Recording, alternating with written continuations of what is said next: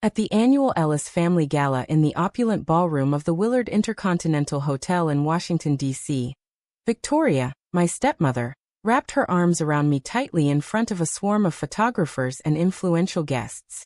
"My daughter Parker has made us all so proud with her latest victory at the firm," she announced, her voice dripping with feigned warmth as the flashes popped. I smiled through gritted teeth, the weight of her words sinking in like a knife. But that night, alone in my apartment, I opened the family cloud album on my laptop, scrolling through years of memories, only to find every single photo of my wedding to Shiloh had been deleted without a trace. The realization hit me harder than any courtroom defeat. 2 years ago, Shiloh Vance and I had exchanged vows in a quiet ceremony in Vermont, surrounded only by a handful of trusted friends. No press, no family, just us promising forever in a world that still punished women like us for loving openly. We worked at Langford and Associates, the most prestigious political consulting firm in the capital, where image was currency and secrets were survival tools. I was the golden child, groomed by my father Richard Ellis for bigger things, maybe even a run for Congress one day.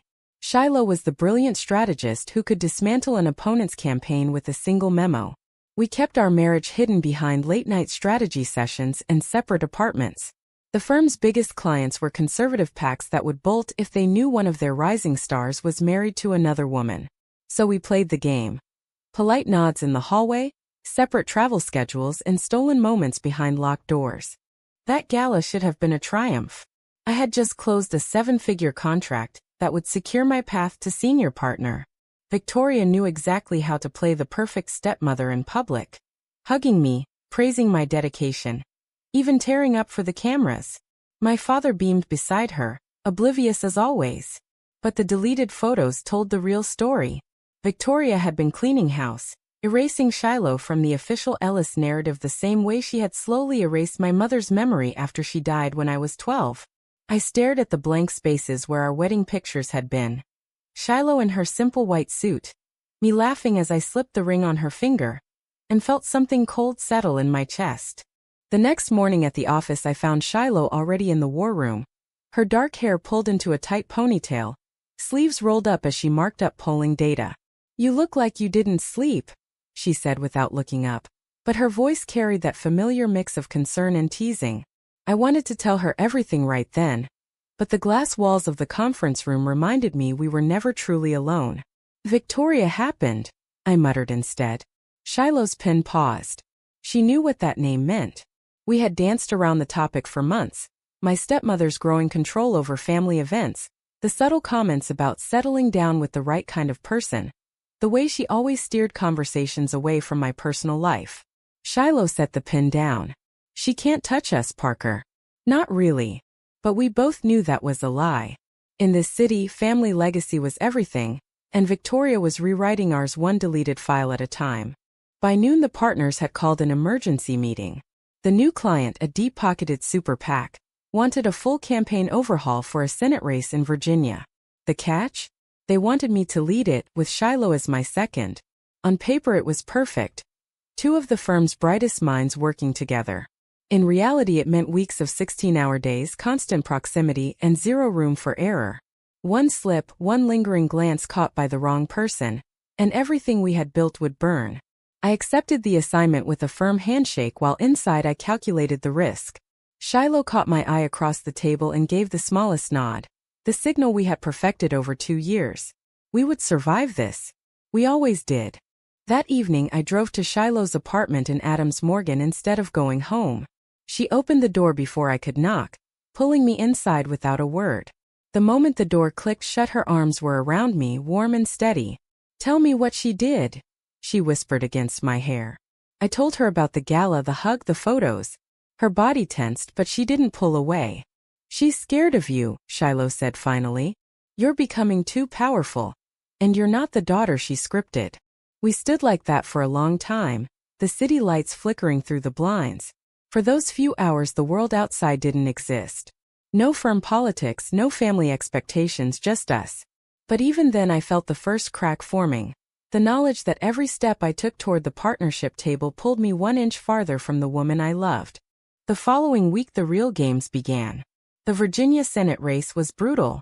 Our candidate, a moderate Republican with family values messaging, needed to win women voters without alienating the base. Shiloh and I worked side by side drafting ads, but the partners watched every interaction. One afternoon during a strategy huddle, the senior partner, Harlan Langford, clapped me on the shoulder. "Parker, you're the face we want out front. Shiloh's brilliant behind the scenes, keep her there." The message was clear. I was the star, she was support. Shiloh's jaw tightened, but she smiled professionally. Later in the elevator she said quietly, "I'm not your sidekick, Parker. Not in this." I wanted to argue, to promise we were equals, but the words stuck. Because deep down I knew the promotion track had my name on it, not hers. And choosing her openly would erase that future faster than Victoria had erased our wedding photos. The elevator doors opened on the lobby and we stepped out together but 2 feet apart, the distance we maintained in public like an invisible shield. That night I went home to my father's Georgetown mansion for the monthly family dinner. A command performance Victoria had instituted the moment she married him 3 years ago. The table was set with the usual precision. Crystal, silver, and the faint scent of her signature perfume. My father kissed my cheek, already 3 whiskeys in. "Heard you landed the Grayson account. Good girl." Victoria smiled across the candles, her eyes sharp. "We're so proud, darling. I've already told the Garden Club you'll be speaking at their luncheon next month. Something about women in leadership, of course." She said it sweetly, but I heard the script. Appear straight, appear available, appear perfect. I smiled back, the same practiced expression I used in boardrooms. "I'll check my schedule." Under the table my phone buzzed. Shiloh. A single heart emoji. I didn't reply. Victoria's gaze flicked to my hands, and I realized I had unconsciously touched the thin gold band I wore on a chain under my blouse. I dropped my hand. After dessert she pulled me aside in the library, while my father dozed in front of the fireplace. "Parker, sweetheart, I noticed some old files on the family drive. I cleaned them up, too many duplicates, you know how it is." Her laugh was light, but her eyes weren't. "We want the public story to be clean. Your mother's passing was so tragic. No need to clutter things with complications." She didn't say Shiloh's name. She didn't have to. I left that house feeling like I had swallowed glass. Back at my apartment, I poured a glass of wine and stared at the blank spots in the album again. Then I did something I had sworn I would never do. I called Shiloh and asked her to come over. She arrived 20 minutes later, still in her work clothes, and listened while I paced. "She's erasing us, Shiloh. Piece by piece." Shiloh took my hands, her touch grounding. "Then we build something she can't touch. But Parker, you have to decide what you're willing to fight for." Her voice was calm, but I heard the question underneath. Was I willing to fight for us? Or was I already choosing the path that kept me safe? The next 3 weeks blurred into a frenzy of focus groups and media buys. Shiloh and I argued in private about messaging. She wanted bolder progressive language on women's issues. I pushed for the safer middle that would win the moderates. The partners sided with me every time. One night after a particularly brutal 12-hour session she slammed her laptop shut. "You're becoming exactly what they want, Parker. The perfect straight-arrow daughter who never rocks the boat." The words stung because they were true. I had started canceling our weekend plans, citing client dinners. I told myself it was temporary, that once I made partner I could protect us both. Shiloh didn't believe it anymore. She left without kissing me goodbye. The following Monday the firm announced the Grayson campaign was polling 5 points up. Harlan pulled me into his office. "You're on the short list for partner, Parker. Keep delivering like this and the seat is yours." He leaned back, smiling. "Just one piece of advice. Keep your personal life uncomplicated. The clients like their consultants clean."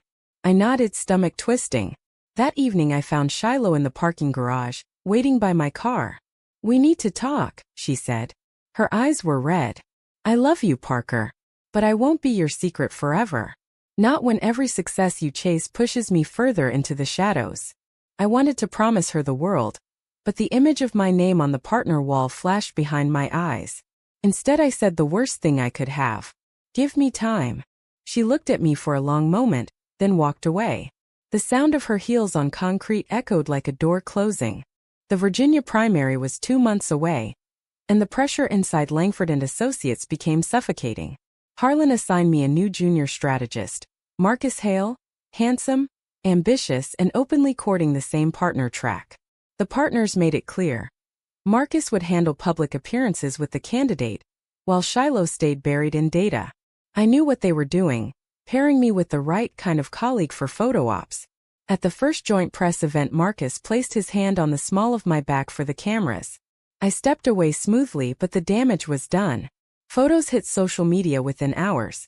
Rising star Parker Ellis and Marcus Hale, Washington's new power couple? Shiloh saw them. She didn't text. She didn't call. That night I drove to her apartment and knocked until she opened the door. She looked exhausted, beautiful, and furious. "You let him touch you on camera," she said quietly. "For optics." I tried to explain. Harlan's orders, the client's expectations, the partner vote in 6 weeks. Shiloh listened, then shook her head. "You're choosing them, Parker. Every single time." We argued for hours, voices low, because even here we feared neighbors. In the end she said the sentence that lodged in my chest like a splinter. "I married you because I thought you were braver than this." I left before dawn, the city still dark, feeling smaller than I had since my mother died. The next morning Victoria called. "Darling, I saw the photos with Marcus. He seems lovely. Your father and I would love to have you both over for dinner next week." Her tone was velvet over steel. I hung up and stared at my reflection in the office window. The woman looking back had sharp cheekbones, expensive suits, and eyes that no longer quite believed her own lies. I texted Shiloh. "I'm sorry. Dinner at my place tonight? Just us." She replied after an hour. "Okay." When she arrived, she brought takeout from our favorite Thai place, the one we used to order when we first moved in together. We ate on the couch in silence until she finally spoke. "I've been offered a position at another firm. Smaller, but they don't care who I love." My fork froze. "Don't," I whispered. "Please." She set her plate down. "Then give me a reason to stay, Parker. A real one." I almost told her everything. About the deleted photos, Victoria's threats, the partner vote, the way my father's health had started failing, and the family trust was tied to reputation. Instead I pulled her close and kissed her the way I had when we first fell in love, desperate and honest. For one night we pretended the world outside didn't exist. But when morning came I was already calculating how to spin the Marcus photos, how to keep Victoria happy, how to win the partnership without losing Shiloh. The math never quite worked. The Grayson campaign hit a crisis when an opponent leaked a story about our candidate's past affair. Damage control required round-the-clock work. Shiloh and I were back in the same room, professional masks in place, but the air between us crackled. During one 2 a.m. session she passed me a coffee and our fingers brushed. The simple contact felt like fire. Marcus noticed. Later he cornered me in the hallway. "You and Vance seem close. Careful, Parker, people talk." His smile was friendly. The warning wasn't. I smiled back. "Mind your own campaign, Marcus." But inside I was already planning how to create distance. The leak forced us to pivot hard. I made the call. Shiloh would stay late nights running numbers while Marcus and I handled the public spin. It was the logical move, the one that protected the campaign and my trajectory. Shiloh didn't fight it. She simply nodded and disappeared into the data room. The distance grew like a living thing. I started taking meetings with Marcus that stretched into dinners with clients, always making sure photos were taken. Victoria texted approvingly. "Marcus is a catch. The family is thrilled." Each message felt like another photo being deleted. 2 weeks before the primary, Shiloh confronted me in the empty boardroom after everyone else had left. "You're using him as cover," she said flatly. "And I'm letting you because I still love you. But I'm done, Parker. I took the other job. I start in 10 days. The words knocked the breath out of me. I reached for her, but she stepped back. "You want the partnership? Take it. But don't ask me to watch you become the woman Victoria wants." Tears burned my eyes. "Shiloh, wait." She shook her head. "I waited 2 years. That's enough." She left the folder of her resignation on the table and walked out. I stood there alone under the fluorescent lights, the city humming beyond the glass, and realized I had just lost the only person who had ever seen the real me. The next morning I did the coldest thing I had ever done. I walked into Harlan's office and recommended Shiloh's resignation be accepted immediately. No counteroffer, no retention bonus. She's been distracted, I said, voice steady. We need focus. Harlan raised an eyebrow but didn't argue. By lunch the papers were signed. Shiloh cleaned out her desk while I hid in my office, staring at the city skyline. When she passed my door she didn't look in.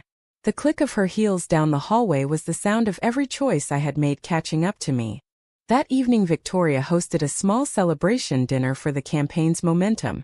Marcus sat beside me, playing the attentive date for the cameras my father had invited. Halfway through the main course Victoria raised her glass. To Parker and Marcus, Washington's future power couple. The table applauded. I smiled until my face hurt. Later, in the powder room, I stared at my reflection and whispered the question I had been avoiding for months. Who the hell are you becoming? The primary results came in at 11 p.m. Our candidate won by 8 points. Harlan called me personally. Partner vote is next week. You're in, Parker. Congratulations. I should have felt triumph. Instead I felt hollow. I drove to Shiloh's new apartment building in Capitol Hill and sat in my car for 20 minutes before texting her. I got partner. I miss you. No reply. When I finally drove home the family album notification pinged on my phone. Victoria had added new photos. Me and Marcus at the victory party. Shiloh was nowhere in sight. Partner orientation was a blur of new office keys, bigger salary, and a corner view of the Capitol Dome. I threw myself into the role working 18-hour days, taking every high-profile client Harlan offered. Marcus became my official +1 at firm events. We never dated. Both of us understood the arrangement was theater, but the optics worked. Victoria stopped deleting photos, she started adding them. My father's health stabilized, and he even mentioned grooming me for a house run in 2 years. Everything I had sacrificed for was falling into place. Everything except the empty space beside me at night. 3 months after Shiloh left I saw her name in the Washington Post. Lead strategist for a progressive challenger in Maryland. The article praised her sharp instincts and moral clarity. I read it twice, then closed my laptop and poured a drink. That night I drove past her new office building, just to see the lights still on at 1 a.m. I didn't stop. The firm's annual retreat was held at a private estate in Middleburg, Virginia. Victoria insisted on attending as a family supporter. On the second night she cornered me by the fireplace after the others had gone to bed. You've done well, Parker. The Marcus situation is perfect.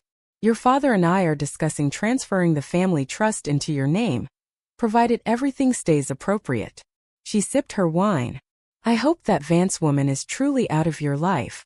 She was never right for this family. I met her eyes. You deleted our wedding photos. Victoria didn't blink. I protected you. That's what mothers do. For the first time I saw the calculation behind her smile, the same cold logic I had been using for months. I left the retreat early and drove straight to Shiloh's building. This time I buzzed her apartment. She answered after the third ring, voice wary. Parker, can I come up? Silence stretched. Then the door clicked open. She stood in the doorway in sweatpants and an old Langford hoodie I had given her years ago. Her hair was loose, eyes tired. What do you want? I stepped inside. I want to tell you the truth. I chose the partnership because I was scared. I let Victoria win. I let them all win. And I lost you. Tears slipped down my face. I'm sorry, Shiloh. I'm so damn sorry. She didn't move to comfort me. Sorry doesn't undo the resignation letter you signed off on. Sorry doesn't fix the months you used Marcus as a shield. I built a new life, Parker. One where I don't have to hide. Her voice cracked. I still love you. But I won't go back to being your secret. I nodded, throat tight. I know. I just needed you to hear it. We stood there in the quiet apartment, the city humming outside. 2 women who had once promised forever now separated by every choice I had made. When I left I felt lighter and heavier at the same time. The House seat opened sooner than expected when the incumbent retired. My father called the same day. This is your moment, Parker. The family is behind you 100%. Victoria scheduled a lunch brunch for the following weekend. Press, donors, the full Ellis machine. Marcus offered to stand beside me as campaign advisor and friend. I accepted. The announcement went perfectly. Headlines called me the fresh face of Virginia politics. No one mentioned Shiloh. No one ever would. 2 weeks into the campaign, I received an unmarked envelope at the office. Inside were printed screenshots, our wedding photos, the ones Victoria had deleted, restored and annotated in Shiloh's handwriting. Remember who you really are. No note, just the images. I stared at them until my vision blurred. That night I drove to Shiloh's apartment again. She opened the door before I knocked. "You got them," she said. I stepped inside. "Why?" She shrugged. "Because you needed to remember what you gave up. And because I needed to let go." We talked until sunrise, honest, painful, necessary. She told me about her new life, the cases she was winning, the woman she was becoming without me. I told her about the nights I still reached for her side of the bed.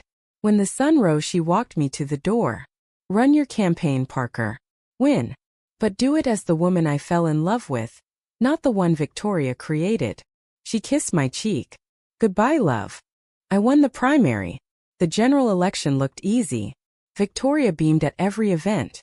My father's trust fund transfer went through. On election night, standing on stage with confetti falling and Marcus waving beside me, I looked out at the cheering crowd and felt nothing but the weight of every deleted photo, every unspoken truth. Later, alone in my new congressional office, I opened the family album on my phone. The wedding photos were still gone. But in my desk drawer I kept the printed copies Shiloh had sent.